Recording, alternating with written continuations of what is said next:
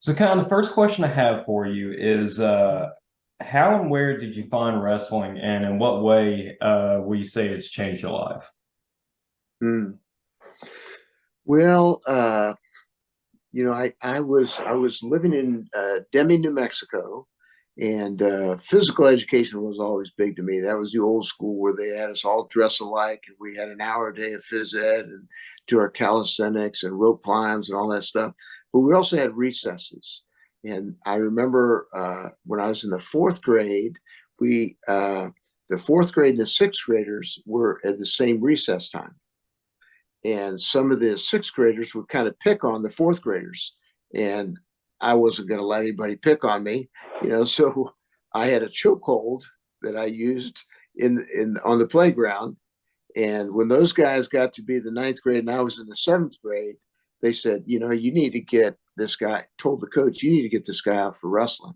Mhm. And before then, my idol was a guy named Jim Ryan. He was a miler from University of Kansas. And I really thought, I'm gonna, I want to play football. I want to play basketball. I didn't really think of wrestling because I didn't know anything about wrestling. And I thought, well, but I really liked running. I did a lot of miles, a lot of running when I was, gosh, third grade through sixth grade. But I got to the seventh grade, and the coaches got me out, talked to me, and I came out. And since then, it's never left me. I mean, it's just been a part of me, and it's never left. I use it pretty much every day in everything that I do. You know, sometimes unknowingly, but it's there. Right. So No, and it's funny that you mentioned how the sport kind of never left you because I've mentioned it before in the past episodes that it is really a one of a kind sport that no matter what you do, you can always connect back to wrestling. yes, absolutely, absolutely, yep. Well, so kind of moving from there, for college, you attended University of Tennessee, Yep. and you wrestled for there. What made you want to choose UT as a place where you wanted to continue your academic and athletic career? Hmm. Well, I was my family when I was about a sophomore after the football season. My mother moved.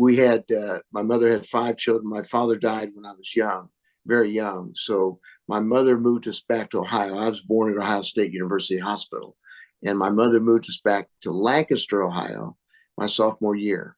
And I wrestled those 3 years.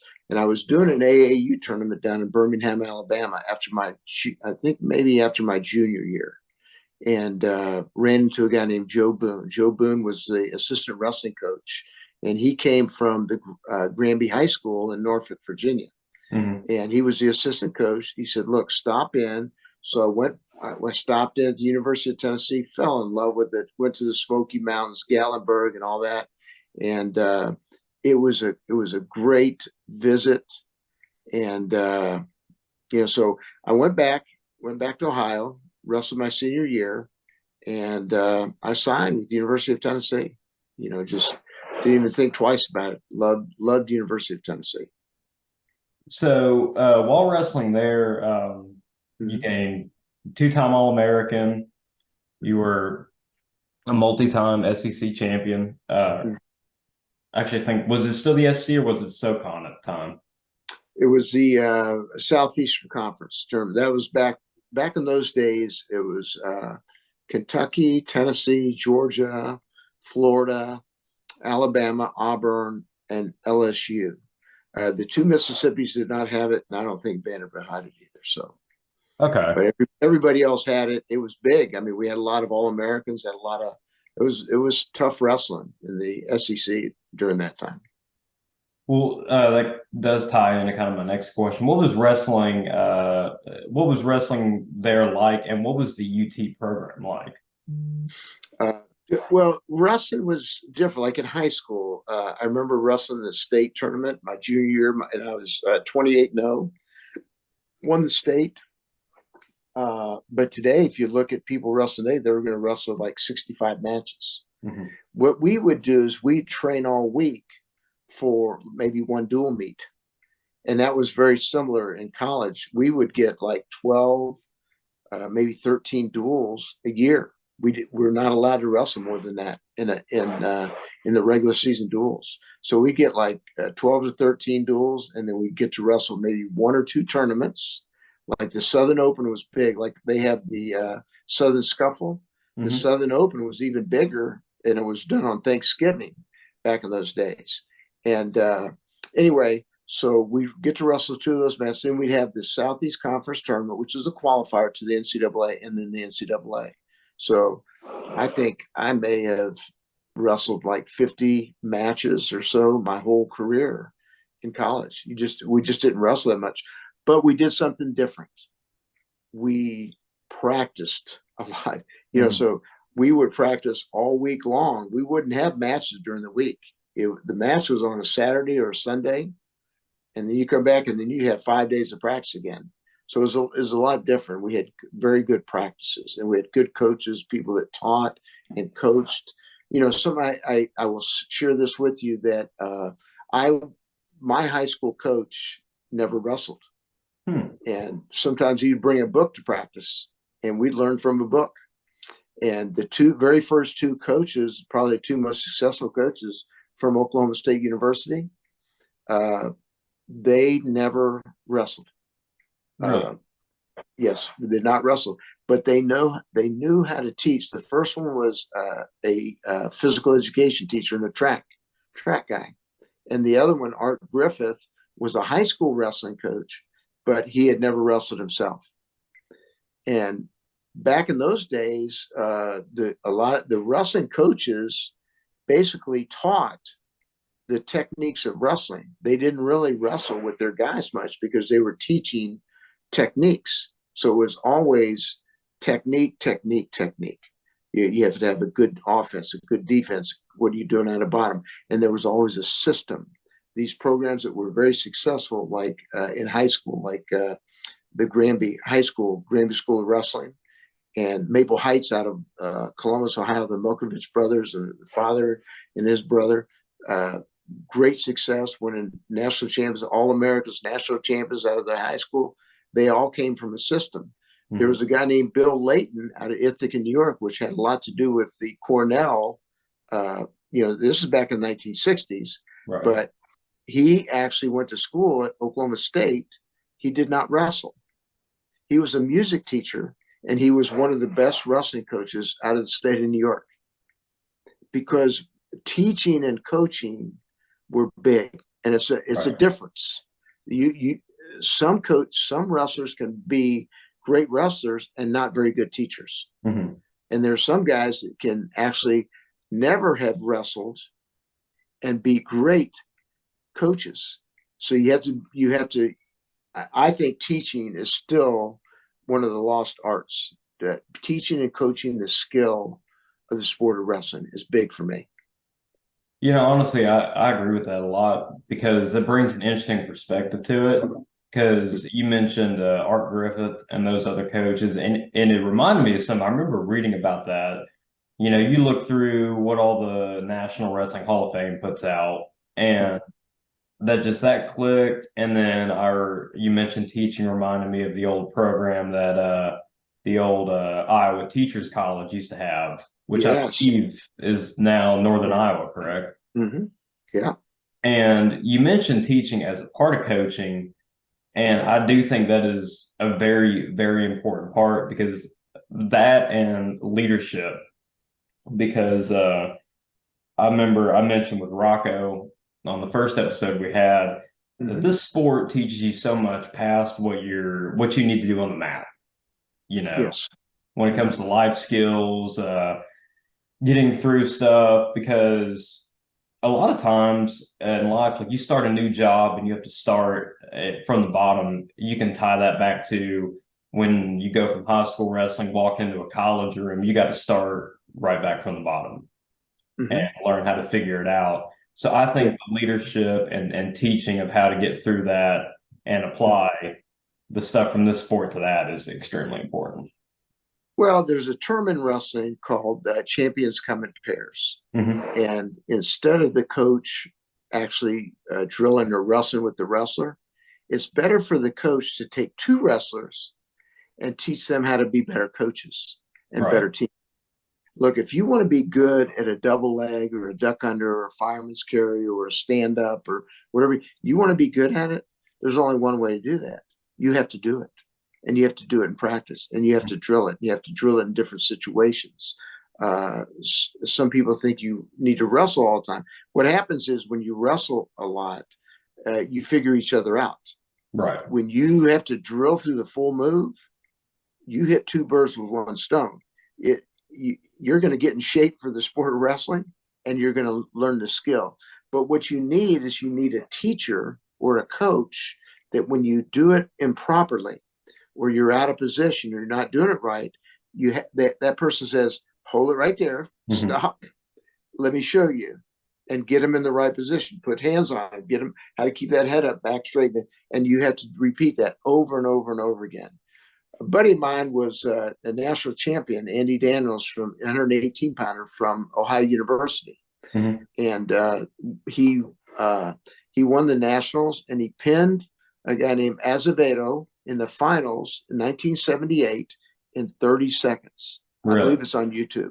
He pins him in 30 seconds. They came to ask the coach, the media person came to ask the coach, how in the world did he just do that to the great Azevedo? He said to him, 20,000 times in practice. If you want to do something, you have to master it. The only way to master it, you have to repeat it. And you have to repeat it at the speed you need to do it in competition. You can't go through it, walk through it. It has to be that quick change, explosiveness, just like you need to do it if you're wrestling. Right. No, I mean, I think, and Kerry Colat said this, and I agree 100% with the statement that you get more success out of drilling than you do live wrestling. Absolutely. And that's where it goes into situationals, angle drills, all sorts of stuff where you have to figure it out.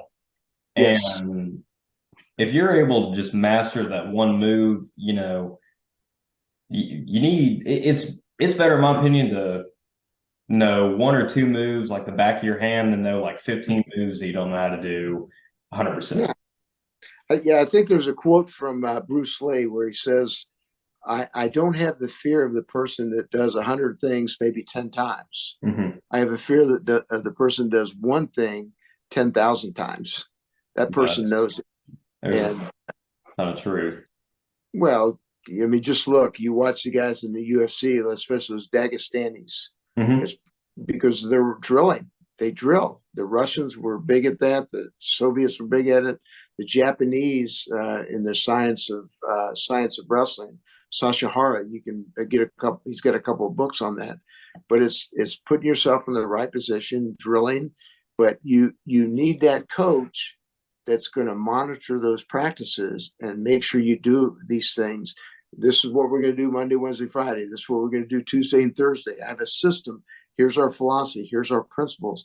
Here's how we're going to go about it. And you have to be religious with it if you're going to be successful with it.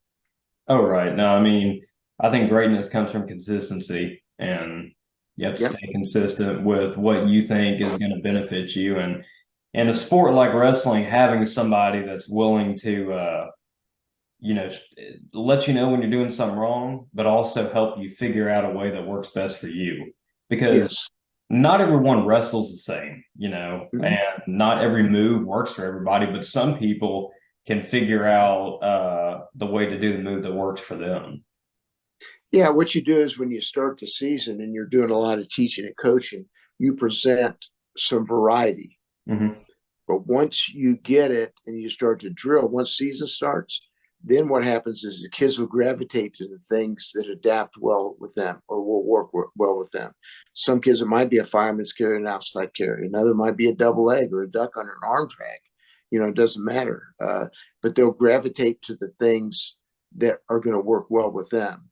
But opening that door and teaching them at the beginning and seeing which will work for them is what you need to do. And you have to offer those kind of things. But once that teaching phase is over, and now we're into the drilling and in season, now you're still teaching and coaching, but you it has to be according to what is going to be best for that person. There's an old philosophy. It's a principle, and I didn't know this principle till just a few years ago. I didn't know the term of it, but the name of it, but it's called the 80-20 principle. And Mm-hmm. basically it's saying, and it doesn't matter whether it's strength and conditioning or wrestling or football or whatever, it's taking what is the top 20% of things that are going to give you the most success. So you find, I'm probably more of a 90-10 guy. I'm going to find that top 10%.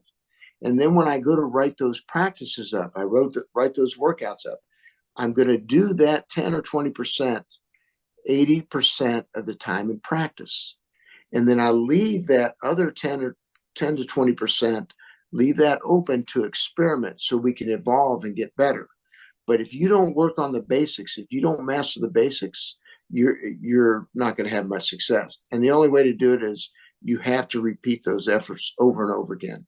And you have to repeat it at the speed and the intensity you need to do it. And having a coach that will, like, if you're doing it wrong and your head's down, he's going to say, hey, chest up, head up, back straight. He's going to coach you, teach you. And then you know what? It's not just you that will get better. Everybody in the room gets better.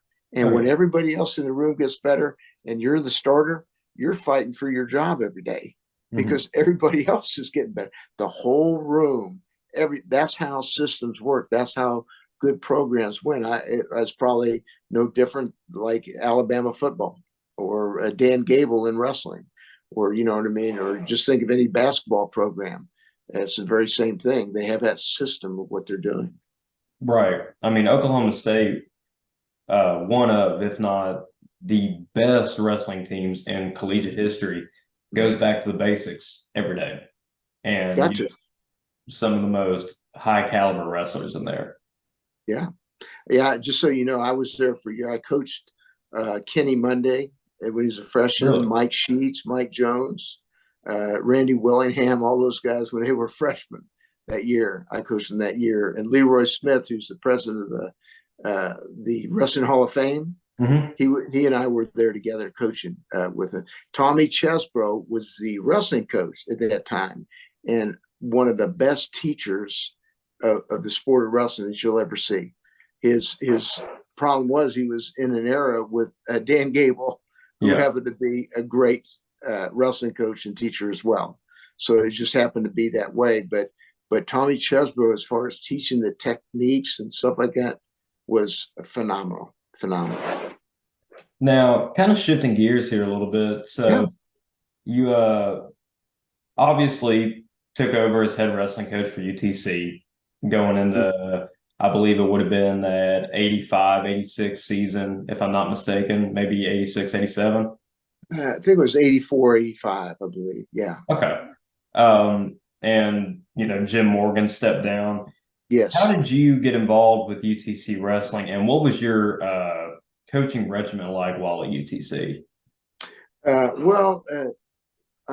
First of all, let me say this. Jim Morgan and a guy named Bob Myers were kind of like mentors to me. But I was coaching I was an assistant coach at Clemson University with a guy named Eddie Griffin, who happened to be a great coach as well. And what happened was I was offered the job to come to Chattanooga. And that first year, we had about 43 guys out for the team. And I think we had some guys with great potential. But, I was a young coach, and I believe you need to work. And so my thing was, we're going to come in and we're going to lift weights, and we're going to drill and wrestle, and these are things. And the guys that don't want to do that, maybe should be here. I never got rid of one guy, but what happened was by the end of the year, we were down to about 17 guys. But I made a decision that when we went to recruit, I was going to go after those guys. I don't care how well they did in high school. I was going to go after those kids that were tough, that were fighting, that wanted to come in and get better. They were coachable and teachable. In those days, we had two doorways to enter the room. And I would stand on the back wall. On the back wall, we had all the names on the wall, like conference champions, All-Americans, national champions, because we had some great wrestlers back in the 1970s. And so I would stand on that back wall, and when they'd walk in the room, they had to bow in when they came in, and if they left, they had to bow out. And the idea was this: it was for the honor of the sport of wrestling, and for the Hmm. great champions that that worked out in this room, and also a little humility. Right. You never will get better if you think you know everything. Hmm. And my mentors like Jim Morgan and Bob Myers, and I had other mentors and stuff, were very important to me. Sometimes we didn't talk wrestling at all. We just talk about life. But I Yeah. learned so much from them, and you have to be open. And I wanted my wrestlers to also be open. But they had to be come in willing to get better. So the whole purpose is when they hit a knee in front of me for that day, uh, by the end of that day, I wanted them to be a 1/4%, 0.5% better. It didn't matter. Every day they got better. So next Friday, they'd be quite a bit better. And Hmm. then 2 or 3 months, they'd be a lot better. So when they graduated and they're juniors and seniors or whatever, those guys have really improved. The whole purpose of the teaching and coaching is to improve, is to develop. And I know it's tough with this transfer portal stuff, but it doesn't matter. When you've got them and they're in front of you, what are you going to do to get them better? How are you going to coach them, teach them? And I always found that you have to be firm, and you have to be, they have to work hard, but positivity works better too. I mean, Right. a compliment goes a long way. Bringing a kid up to demonstrate is big, but they got to know you care about them, that you love them. And I loved all my guys back in those days, just like I did when I was at Macaulay and Oklahoma State and anywhere else I've been. Always loved it, and I've loved and appreciated the art of teaching and coaching. Well, you mentioned humility, and I think that especially nowadays, it's something that's extremely important because, in a sad case, it's something that's being somewhat lost. And I think in practice, kind of like you mentioned, to get better, you have to be able, if you have an ego, to let it go and slip up because that's how you figure things out, you know. Yes. Mm-hmm. And Yes. especially whether it be in a high school room or college room, but there's no example, I think, like any other than a college wrestling room where you have to figure stuff out again because you hear the stories of wrestlers going from doing whatever they wanted in high school to then, Yeah. they got to work to score a takedown in a college room. Yeah. Well, there are two words that I think if people would say these a lot, I think they would be pretty honest with themselves, and it would save them a lot of misery. And Hmm. the words are, "I don't know." Right. you know, if you can be honest, because look, I'm up there in my 60s, so I'll be 69 this year. I don't know everything, Hmm. and I'm still trying to learn. My mother was an educator, and the term is education is a lifelong experience. You Right. have to be willing to learn and grow and develop. And are you, by the end of the day, every day, if you're going to be a good role model and you're teaching and coaching, you have to. So you have to be trying to get better. So at the end of those workouts, I'd write every workout out by hand. On the back side of that, or on another sheet, I would be writing evaluation. I wasn't necessarily evaluating my wrestlers. I was evaluating myself. How Hmm. can I be a better coach? How can I be a better teacher? How can I be a better role model to those kids? And so that's basically what I did. Well, I think, growth and learning everything is vital in everything, but in a Mm-hmm. sport where you have to figure things out so much. And Mm-hmm. one thing I love about this sport is how it exposes you, especially at an early age, so much adversity. And Yes. Yeah. you could virtually say, or not virtually, you could technically say that they get exposed to that adversity either whether it be every weekend at the tournament or it'd be during the week during practice. And that's where, you have to figure it out. And Mm-hmm. this sport is such a sport where you say you love it and you hate it at the same time, but the lessons it teach you, stick with you forever. Yeah, I mean, look, at the end of the practice every day, Either you got the best of your workout partner, or you got the best of you. You Hmm. still shook hands, you thanked them, and you told them, I'm coming back tomorrow after you. You know what I Right. mean? It's that kind of thing.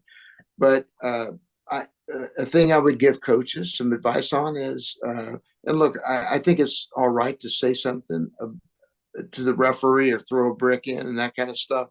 That happens, but it's an opportunity.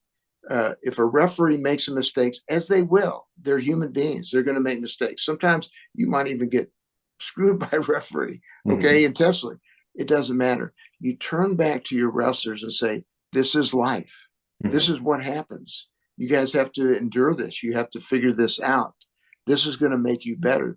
Those adversities in your life will make you better. And if you don't give them adversity pretty much every day, a challenge every day, like on doing push-ups or rope climbs or drills, whatever you're doing, if you're not giving those challenges, it's hard for them to grow. They have to work through those tough things to be more mentally tough and physically tough. And so, what you're hitting on right there, adversity, that's a big part of wrestling.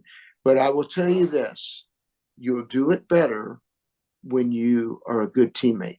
Hmm. And your teammates will pull with you. Champions, the term champions come in pairs is very big. It you know, people think that wrestling is an individual sport. It really is a team sport. You Right. better have a coach. You better have a good teammate, strength coach, whatever you have, that parents, whatever. You need that to be successful.